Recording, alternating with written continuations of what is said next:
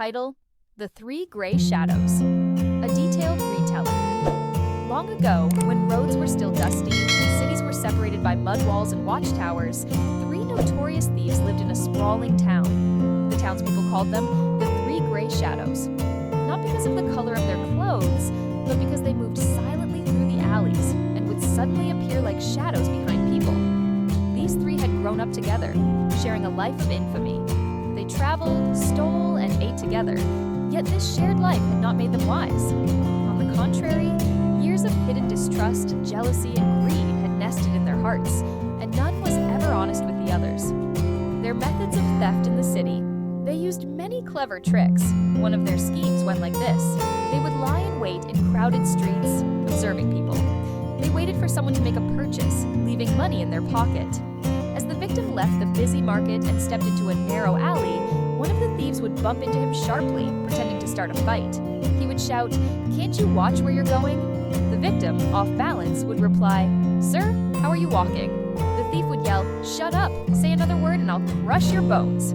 At that moment, the other two thieves would appear, pretending to support the victim. While distracting him, they would quietly take the money from his pocket. The victim, thinking he had been saved, never realized what had actually happened. Shop thefts. Another scheme involved waiting outside quiet shops. A person would enter, take a small, worthless item without paying, and walk away. The shopkeeper would shout, "Hey, pay for that!" But the thief ignored him, and fearing further loss, the shopkeeper chased him. At that moment, the other two partners entered the shop, quietly stuffing valuable goods into their bags and fleeing silently. When the shopkeeper returned, he would finally realize the great loss he had suffered. Shame across town and villages. Many times, the three thieves were caught and imprisoned, yet they never gave up their deeds. The city ruler once ordered that they be tied backward on a donkey and paraded through the streets to shame them. People threw stones, mocked them, and children sang songs behind them. Still, like bats avoiding light, the three would resume their thefts at night. When no one in the city was fooled by them anymore, they decided to move to the villages. But a village is small. Once you are recognized, even breathing freely becomes difficult. Thus, they were chased out of the villages as well and fled to back roads and countryside paths, where bandits lay in wait and merchants and travelers always passed in fear. Robbery and the grip of greed. One day, the three thieves saw a lone merchant in a deserted plain. The merchant carried bags full of coins and expensive fabrics. Like wolves spotting an unguarded sheep, the thieves attacked him, tied him up, took his bags, and left him half dead in the desert.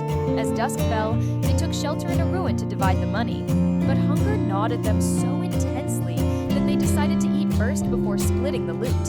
Here, greed, hidden like a snake, slithered from their hearts. Conflict among themselves.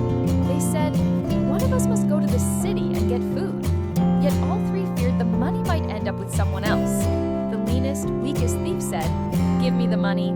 I will go buy food and return." The other two said, "No, go fetch the food. We'll split the money later." Though their words sounded calm, their hearts were full of malice. Deadly plans.